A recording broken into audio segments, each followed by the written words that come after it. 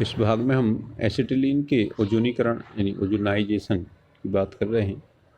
तो जैसा कि आप जानते हैं, ओजोन ऑक्सीजन के 3 परमाणु से मिलकर बना अणु होता है। ये ऑक्सीजन का अपर रूप होता है। ये प्रबल ऑक्सीकारक होता है। ये ट्रिपल बॉन्ड को ब्रेक कर देता है और स्वयं इसके जो तीनों परमाणु हैं इस दोनों के बीच में जुड़ जाते हैं और इस तरह से ये क्या बना लेता है, एसिटिलीन ओजोनाइड बनाता है। इसमें देखिए ये एक ऑक्सीजन सीधे से जुड़ जाती है और 2 ऑक्सीजन यहाँ पे एक परऑक्साइड बॉन्ड बन जाता है। माने एक ऑक्साइड बंद रहता है यहाँ पे और एक परऑक्साइड बंद रहता है। ये इस तरह से एसिटिलीन ओजोनाइड बनता है। ये अस्थायी होता है और ये पुनः 2 खंडों में आपको टूट जाता है।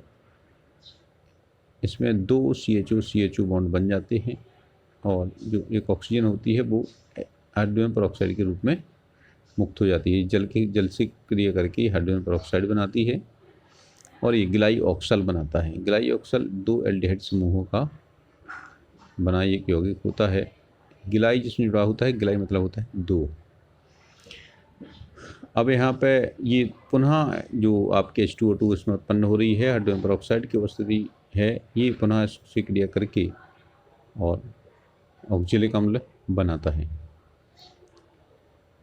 ये आपका एक कार्बोक्जिलिक अम्ल है। इसमें 2 कार्बोक्जिलिक समूह रहते हैं। इसको हम ऑक्जेलिक एसिड भी कहते हैं।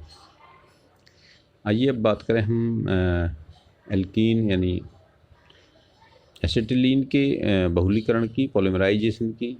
इसको बहुलकीकरण भी कहते हैं।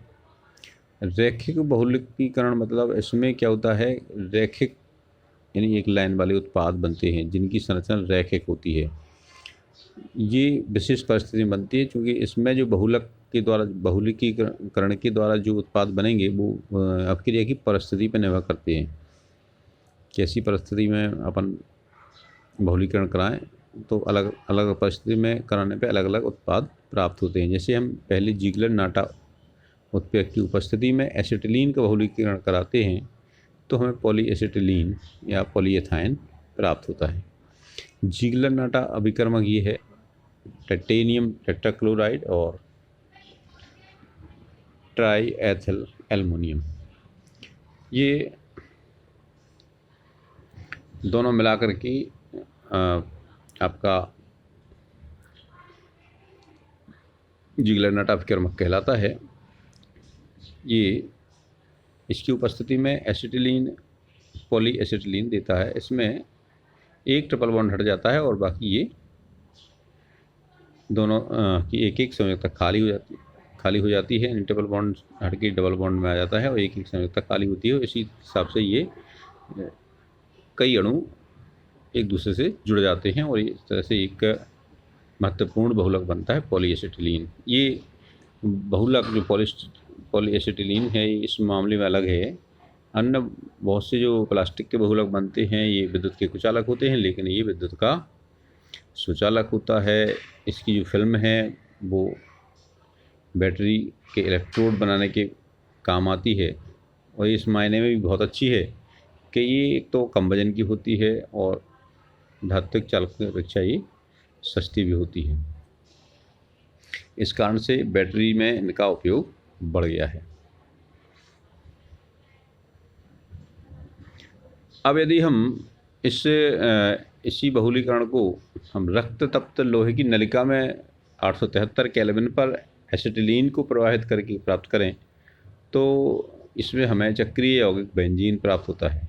यानी यदि हम एसिटिलीन को लगभग 873 केल्विन तक गर्म यानी रक्त तप्त लोहे की नली में से प्रवाहित करें तो इसका बहुलीकरण होकर के और बेंजीन प्राप्त होती है। यह बेंजीन या उसका यदि अन्य कोई पदार्थ आप बहुलीकरण के लिए ले रहे हैं तो बेंजीन के उत्पाद बनेंगे। तो ये जो बेंजीन बनती है ये बहुत उपयोगी होती है। ये रंजक, औषधियाँ आदि बनाने में प्रयुक्त होती है और जो बेंजीन है बहुत महत्वपूर्ण है। कार्बनिक विलायक होती है और टॉलुइन है या DDT है, बेंजीन हेक्साक्लोराइड है, यानी बहुत से अन्य अभिकर्मकों और दवाइयाँ आदि बनाने में प्रयुक्त होती है। तो इस तरह से बहुलीकरण के द्वारा बेंजीन प्राप्त की जा सकती है।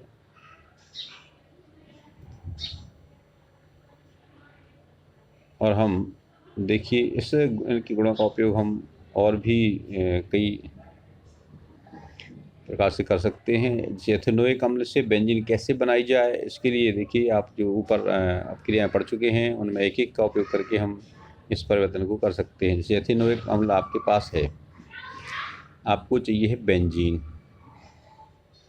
यानी हमें अपने ऊपर देखा कि बेंजीन कैसे बनती है, एसिटिलीन के बहुलीकरण से। तो पहले हमें इससे एसिटिलीन प्राप्त करना होगा। तो इसमें क्या करते हैं, सबसे पहले हम NaOH से क्रिया कराते हैं। इससे क्या बनेगा, हमें सोडियम एसीटेट बनेगा। सोडियम एसीटेट को सोडा लाइम के साथ गर्म करते हैं। जब इसको सोडा लाइम के साथ गर्म करेंगे, सोडा लाइम जानते हैं आप क्या होता है, सोडा लाइम होता है NaOH और CaO का मिश्रण, यानी कैल्शियम ऑक्साइड यानी कली चूना और सोडा यानी सोडियम हाइड्रोक्साइड का मिश्रण होता है। इससे क्रिया करने पर ये मेथेन बनता है। अब मेथेन की हम प्रकाश की उपस्थिति में क्लोरीन से क्रिया कराते हैं तो मेथिल क्लोराइड बन जाता है। और मेथिल क्लोराइड को शुष्क ईथर में सोडियम के साथ गर्म करते हैं तो ये आपका क्या बनेगा, CH3। आपको बोर्ड जब क्रिया याद होगी, पढ़ी हो, इसमें क्या होता है, CH3Cl है प्लस Na हो जाएगा, फिर ClCH3 रहेगा, तो Na और Cl मिलके NaCl बना लेते हैं और CH3 दोनों बॉन्ड खाली हो जाते हैं तो ये आपस में जुड़ जाते हैं। इस तरह से यहाँ प्राप्त हो जाएगा एथेन। अब हम एथेन को फिर से सूर्य के प्रकाश की उपस्थिति में क्लोरीनीकरण कराते हैं तो फिर एथिल क्लोराइड बनेगा। फिर एल्कोहलिक KOH सोडामाइड के साथ क्रिया कराते हैं तो हमें एथीन बन जाएगी। अब जो हमें एथीन प्राप्त होगी तो इसकी हम ब्रोमीन से क्रिया कराएंगे, इसको गर्म करेंगे तो दोनों कार्बन में एक एक ब्रोमीन जुड़ जाएगी और डबल बॉन्ड हट जाएगा। और हम और एल्कोहलिक KOH से फिर क्रिया कराएंगे तो HBr मुक्त हो जाएगा और HBr की हम सोडामाइड से क्रिया कराएंगे तो एक और HBr मुक्त हो जाएगा। इस तरह से क्या मिलेगा, CH1CH यानी हमें एसिटिलीन प्राप्त हो जाती है। और रक्त तप्त लोहे की नलिका में इसको भेजेंगे तो हमें बेंजीन प्राप्त हो जाएगी। इस तरह से हम जो कार्बनिक पदार्थों का कन्वर्जन है वो कर सकते हैं। फिर हम अगले भाग में आपको एरोमेटिक यौगिकों की बात करेंगे।